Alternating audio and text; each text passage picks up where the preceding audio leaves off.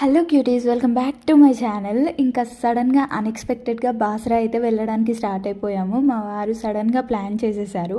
నేను మా తేజ్పేట అక్షరాభ్యాసం అప్పుడు మా ఫ్యామిలీతో మిస్ అయిపోయాను.